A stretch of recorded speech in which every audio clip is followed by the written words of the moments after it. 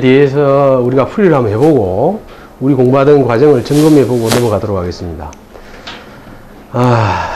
개해년에 갑자월, 정유일, 신해시에 태어난 이 사주의 적성이라든지 진로는 어떻게 될 것이고 대운의 흐름은 사주가 갖추고 있는 명조와 어떤 방향으로 흘러가는지, 그리고 아울러 그런 거를 추구해 나가는 과정에서 필요한 격과 용을 우리가 살펴보도록 하겠습니다. 자, 여러분들 이 사주를 보고 다 보는 입장마다 다르겠습니다만은 필요한 글자가 뭐라고 생각하십니까? 흘러가야 바람직한 에너지가 어느 쪽에 있다고 생각하십니까?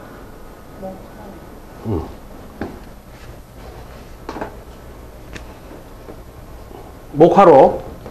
예. 자, 다른 분들은 다른 의견이 있으신 분. 이 사주를 지금 사주의 전체적인 흐름이 자월에 출생해서 주위에 금수의 에너지가 많죠. 그래서 혹 잘못 판단하시면 전왕격 사주로 윤합격으로 볼 수 있습니다. 자, 윤합격은 어떤 사주를 말하는 겁니까? 자, 해자축월에 태어나고,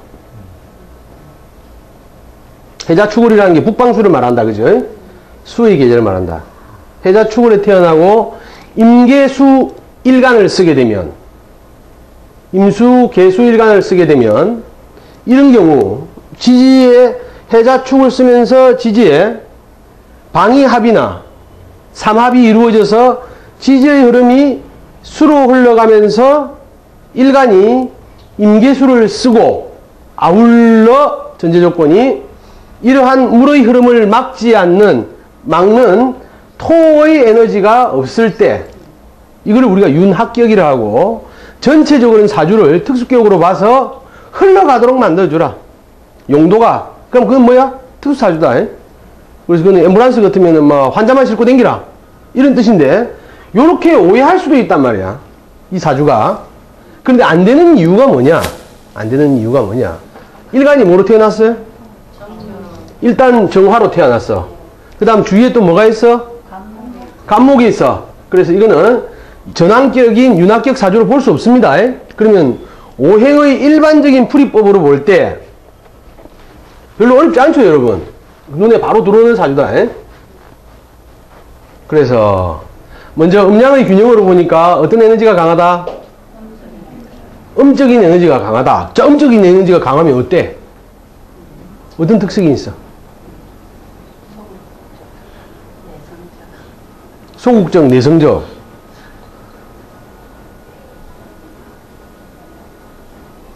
발산하는 에너지보다는 저장하는 기능이 좀 강하다, 이러면 듣기 좋겠지? 에? 그래 안 그래? 그 안에서 알아서 해석하면 되지. 그런데 중요한 거는 여러분들이 그냥 이 음양 분포를 이렇게 프로그램으로 만들어 놓으니까 그냥 이것만 갖고 이야기하면 안 돼. 일간이 뭔가를 봐야 돼. 일간이 뭔가. 그리고 아울러서 어느 계절에 태어나서 일간이 뭐기 때문에 이게 그냥 내가 넘치는 걸 받아들여서 저축하는 에너지인지, 주위 위축되어서 표현하지 못하는 에너지가 강한 건지를 봐야 돼. 자, 이 사주는 어디에 해당이 돼? 한겨울에 뭐로 태어났어? 자, 한겨울에 정화로 태어나면 일단 어딜 가든 환영받을까 안 받을까? 환영받아. 어디 가도 기원 받는단 말이야. 요것만 놓고 보면 부모가 준비해서 만들었을까 안 그랬을까? 본인들은 몰라. 우리가 놓은 거는 기억이 나지만 만들 때를 기억하는 경우가 드물잖아요. 예전에는 다 장부에 적어놨대.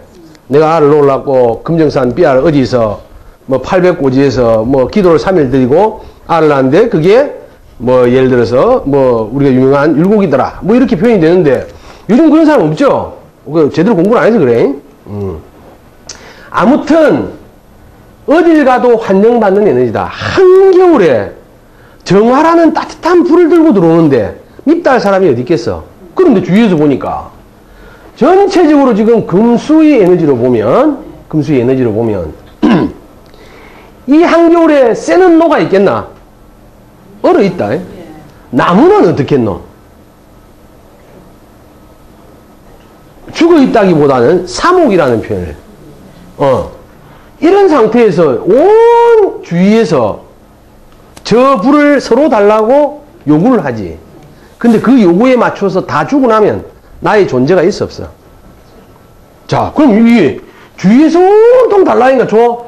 아이고, 또 이 불이 정화가 가지고 있는 에너지가 어때? 확산의 에너지, 전달의 에너지, 전파의 에너지를 가지고 우리는 이 부분에서도 기억해야 될 게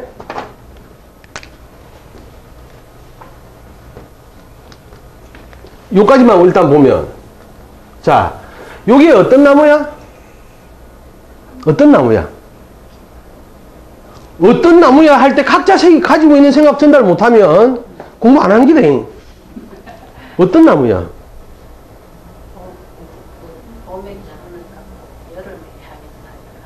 봄의 기운을 갖고 여름을 향해 달려가? 감목이? 말 탔나? 한겨울을 지나 굳건한 땅을 뚫고 나오는 싹이야. 싹. 싹인데도 불구하고 우리는 감목을 을목보다 큰 나무라고 이름하는 이유는 뭘까? 싹인데도 불구하고 왜 을목보다 감목을 강하다고 이야기할까? 크다 이야기할까? 의문점을 가져봐야 된단 말이야. 이 숙제도 못 풀고 우리는 지금 천간지지 다 끝내고 격국용신하고 있단 말이야. 의문점을 가져봐. 선생이 도대체 감목, 을목 이렇게 설명하면서 이게 시간의 변화인데 감목이 그냥 큰 나무다. 그래서 사주 보는 사람들 감목으로 아주 대단한 크기로 태어났습니다. 개코다. 한겨울에 요 전까지는 감목의 전까지 계절은 땅밖에 남아있지 않는 한겨울이란 말이야.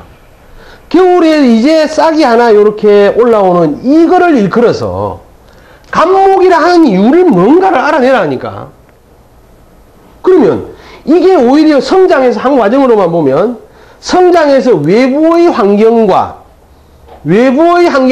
드디어 맞닥뜨려 살아갈 때를 우리는 일컬어서 을목이라 한단 말이야. 그러면 크기로는 누가 더 커야 돼? 을목이. 그런데 을목을 난초에 비유하고 어떤 책에서는 그러면 누가 난초에 비유했다 그걸 나쁘다 하지 마란 말이야. 을목이라는 놈을 놓고 평가하는 방법이 여러 가지가 있는데 그 중에 글자 하나만 가지고 누구 말이 옳리 그러니 하지 마. 그러면 왜 이렇게 외형적으로는 을목이 더 강한데도 불구하고 감목을 대단한 나무인 것이 표시하고 큰 나무라 하고 숲이라 하고 이거를 일기에 난초라 하고 풀이라고 표현할까? 난초나 풀이 가지고 있는 형상을 기억해란 말이야. 이 을목이 이 뭐야 이게? 뭐 생겼어? 날아가는 새 모양이다, 그죠? 그리고 이 감목이라는 게 한 가지 힌트만 주자면 감목이란 왜 갑이란 대단한 이미지를 주는가는 대단한 겨울의 얼어있는 땅을 뚫고 나온 거를 상징적으로 이야기한 거지 아주 큰 나무다라고 착각하지 마라. 그럼 을목은 왜 모양이 이리 생겨갖고 감목은 쭉 자라나무의 성정을 가지고 있는데 그럼 을목이면 이 겨울의 땅을 뚫고 나올 수 있겠는가 없겠는가? 있어 없어? 왜? 을목이 가지고 있는 거는 이제 무식하던 감목의 시적에는 융통성이 있어 없어? 없어. 오로지 한길 직의 에너지만 가지고 있다. 그런데 을목이 되면서 이제부터 세상을 좀 알아. 나와 보니까 여기 싹이 날라가는 어떤 놈이 이렇게 뭐 이렇게 좀 표현하기는 어렵지만 무슨 처마를 쳐놨다. 걸리적거리는 바위돌이 이렇게 있다. 이러면 이제는 곡직의 에너지 중에서 직인 감목의 에너지를 뚫고 나올 수 있나 없나? 지대가리가 얼마나 세야 이 바위를 뚫고 나오겠노? 안 되지. 그리고 을목의 시기가 와서 이제 적응하는 인생의 연륜이 갖는 그래서 이제 어떻게 자라? 이렇게 올라간단 말이에요. 그래서 감목과 을목의 구분점을 여러분들이 이해해야 되듯이 병화와 정화 역시 여러분들이 구분해야 돼. 이렇게 올라가던 에너지가 병화에 와서 어떻게 된다? 확산의 기초를 갖는다. 확산의 기초를 갖는다. 근데 그 확산하에서 구체적으로 정화는 어떤 역할을 할까?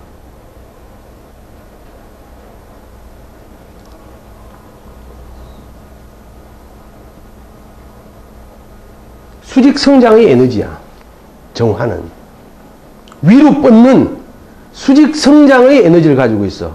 그러면 무토에 이루어서는 어떤 일이 이루어질까? 수직 성장이 끝나고 머물러 있으면서 어떻게? 수평, 이제 이때부터는 수평 성장이야. 수평 성장의 에너지를 가지고 있다고. 이런 것들이 여러분들이 나중에 공부를 하면 차이점이나, 아무튼 정화라는 놈이 가지고 있는 특성을 살폈어. 이렇게 끊임없이 자라서 위로 상승해서 확산하는, 위로 확산하는 에너지를 가지고 있는 이 불이 한겨울에 태어났다는 것 자체는 이 지금 태어난 주위 환경으로 보면은 영광이지만 본인으로 볼 때에는 무리가 있어 없어? 자, 올라가야 되는데 물들이 수렴해서 잡아 당기지. 물이 가지고 있는 건 끊임없이 수렴하고 저축하는 에너지야. 근데 이렇게 나아갈 방향, 그러니까 이게 내가 하고 싶은 일은 불은 뭐야? 성장하고 싶음이야. 근데 물이 요구하는 건 뭐야? 머물러 저장시키는 에너지지. 그럼 내가 요구하는 거와 나라의 요구가 같아 달라? 다르기 때문에 이런 사주는 남한테 도움이 되는 사주지. 그렇잖아요? 응? 남한테 도움이 돼. 그러면 이 사주가 지금 물이 나하고의 관계에서는 관이다, 그죠? 여러분들은 다 아시는 이야기인데 기초적으로 듣는 분 입장에서 보면 이렇게 관이, 국가가 내한테 요구하는 거는 끊임없이 지 불을 내한테 달라 그러는데 내가 거기에 요구를 맞추어서 다 주고 나면 난 살아 못 살아? 못 살아, 중요한 거는. 그래서 나도 살고 너도 사는 방법 뭘까? 목기를 갖다 쓰는 거야. 여기 있는 목기. 이 목이 지금 이 사주만을 표현하면 밥 몇 그릇 먹었어? 한 그릇. 한 그릇 먹고, 한 그릇 먹고. 자, 빼내는 거는 막 고만고만하게 빼내서. 그런데 내가 일해야 될, 두드리 패야 될 몇 명이야? 이제 이게 내가 조지로 가는 거야. 조지로 가는 게 2명이야. 근데 밥 한 그릇은 나를 때리러 오는 놈은 몇 명이야? 4명이 와서 나 때려. 자, 밥 한 그릇 먹는데 4명이 4그릇 먹는 놈이 와서 나를 때리고 2그릇 먹는 놈을 내가 가서 이겨야 되고, 그럼 내가 살겠어 못 살겠어? 그러니까 방법은 뭐야? 밥을 많이 먹는 거야. 자, 1번 밥을 많이 먹는 거. 그게 뭐를 써야 되는 거? 간목을 쓰는 거. 그 다음에 나를 때리러 오는 놈을 가서 살리는 거. 누가 할 수 있어? 토가 할 수 있지. 이 토가 나에게는 뭐야? 식신상관이 되고 식상이 되고, 인위적으로는 뭐가 돼? 자식이 되겠지. 응. 자식이 되겠지. 그럼 여기 있는 수는 의미하는 육신법으로 뭐가 돼? 관이니까 제일 먼저는 직장. 직장인데 어떤 직장이야? 공무원. 국가 복목을 먹어야 되지? 관이니까. 자, 이렇게 이제 국가 복목을 먹는, 또는 대기업, 이런 직장은 내한테 맞아 안 맞아? 안 맞지?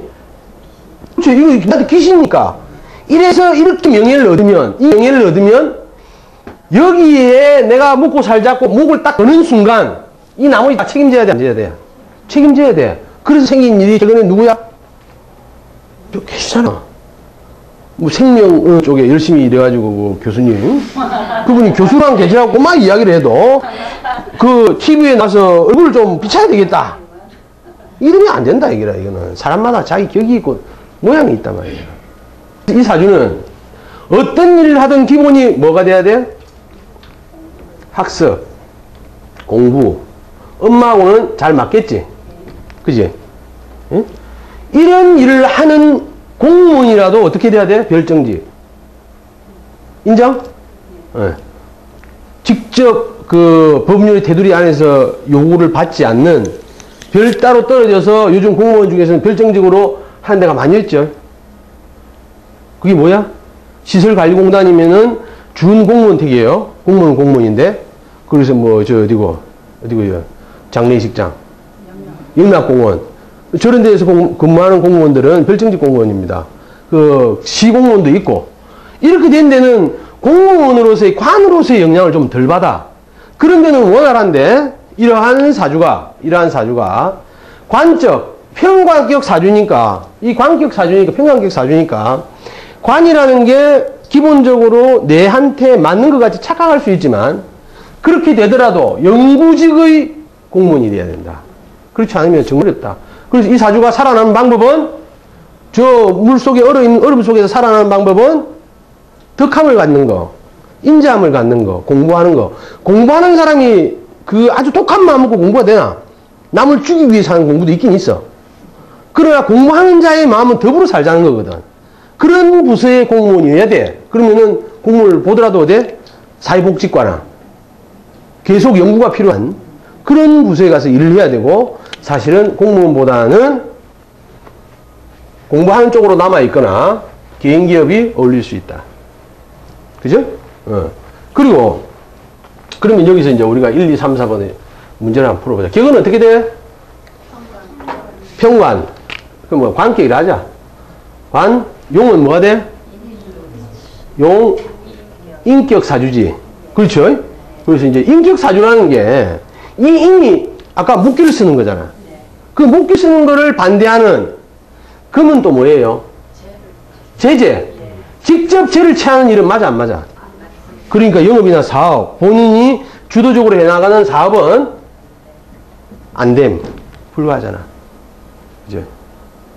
그러면 이 사주에 아까 도움이 된다면 그래도 이 사주가 지금 온통 주위에 물만 있는 것 같아도 쓸 수 있는 게 몇 가지가 돼. 뭐, 또, 화, 토까지는 무리가 없죠. 토까지는 무리가 없어. 금수가 오면 해로워. 근데 대운의 흐름을 보니까 어때요? 바람직하게 가고 있죠. 그래서 이제 지지 영향으로 본다면 4, 5미 이까지도 관계없어, 그지? 이제 신 정도 가면은, 그렇지. 그러나 이 지금 상태에서는 별 무리 없다. 그런데 이제 올해가 들어서, 올해가 어느 때입니까, 지금? 대운이 정대운. 정대운에 병정이 오면 어떤 일이 생길까 한번 여쭤보세요. 자신감 팽배, 또.